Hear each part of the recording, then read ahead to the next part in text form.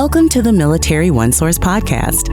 Military OneSource is an official program of the Defense Department with tools, information, and resources to help families navigate all aspects of military life. For more information, visit militaryonesource.mil. Welcome to the Military OneSource podcast. I'm Bruce Moody. Military families move a lot. It's what we do. We move so often that the acronym PCS that's one of the few acronyms that we allow in this podcast. It stands for Permanent Change of Station, but just think of it as shorthand for a military move.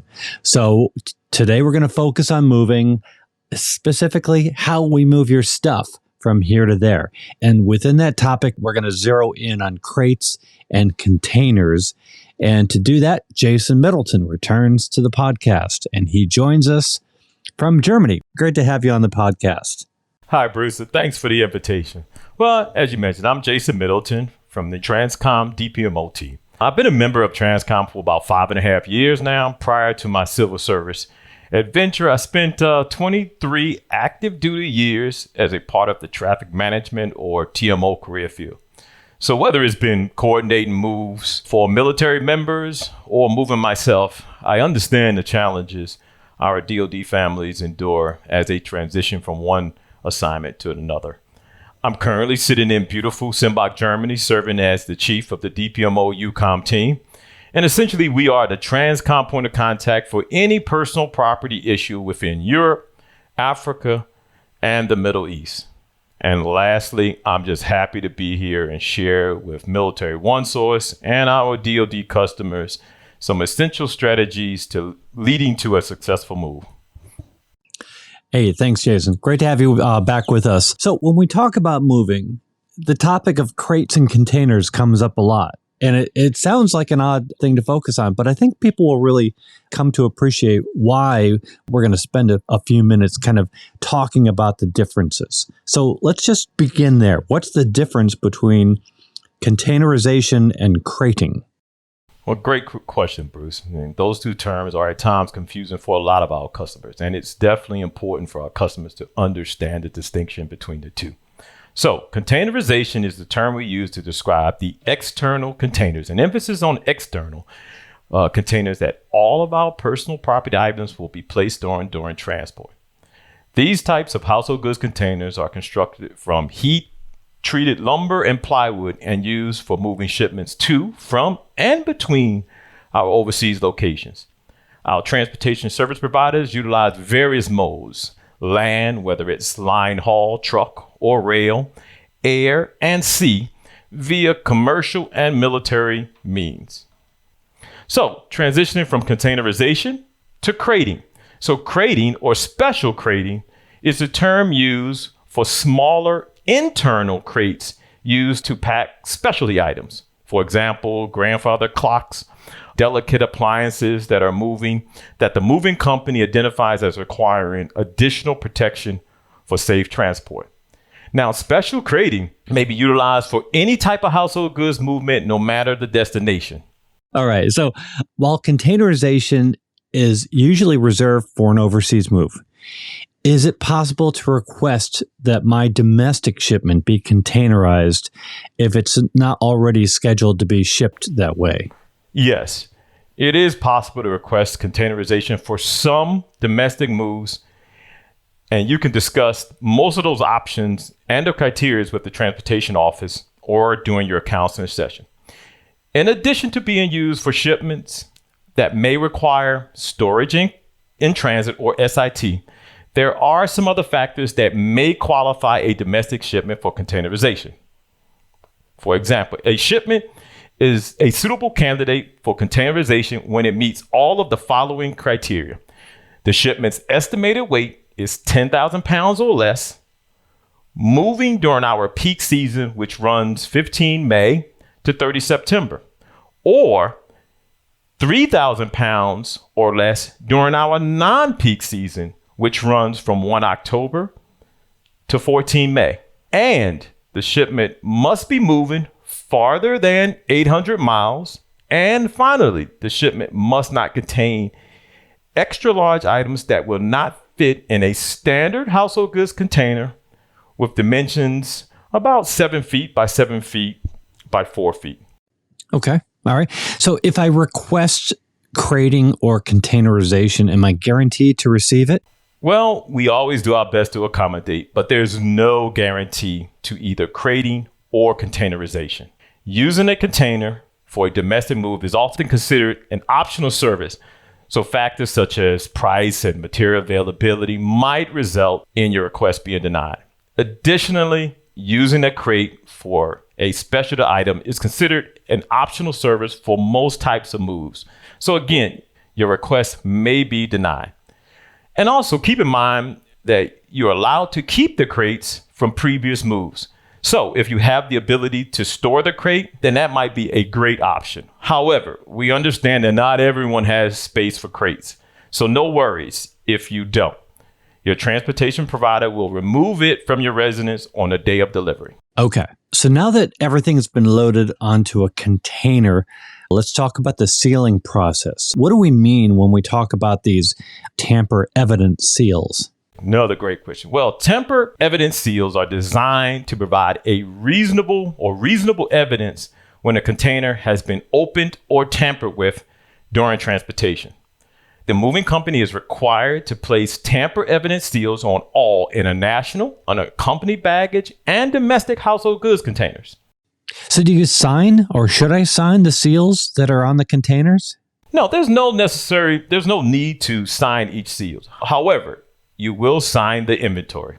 The seal number for each seal for each container will be annotated by the moving company on the inventory, and the moving company will cross-reference the inventory with the container number itself.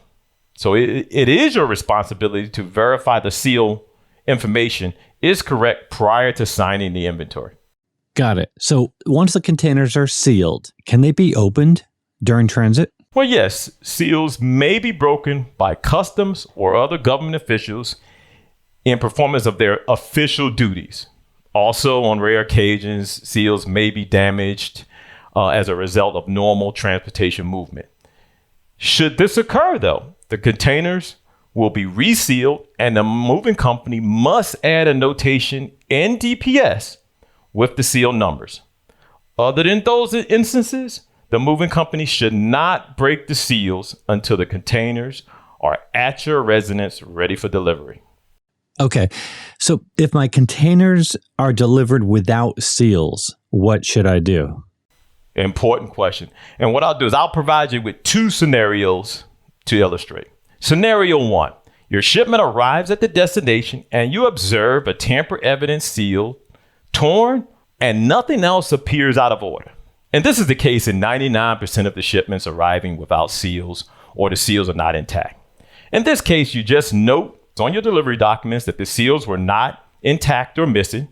You should also use the inventory to account for all the items. If any of the items are found missing or damaged, list these items on the notification of loss or damage at delivery form, which will be provided by your moving company. Now, scenario number two. Your shipment arrives at the destination and you observe one or more tamper-evident seals missing or not intact, and there are other indicators. For example, the containers are damaged. Items in the containers are not where you recall them being placed. Okay, so first thing you want to do, as mentioned above, verify on the delivery documents that the seals were not broken by customs or other government officials in the performance of their official duties. Okay, if there is no record of that, what I want you to do is stop the move and call your transportation office. Request their advice, and if feasible, a quality control inspector's visit to your residence. And by the way, this advice is applicable anytime you have a situation or concern at your pickup or your delivery that you feel should be addressed immediately. All right.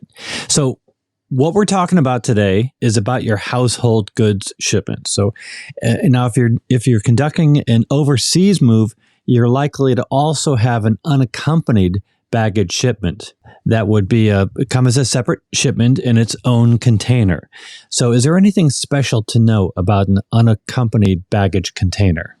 Yes, during the counseling process, your transportation counselor will provide a full explanation of your unaccompanied baggage entitlements. But here's a summary. You can expect your unaccompanied baggage to move as a separate expedited shipment in its own container.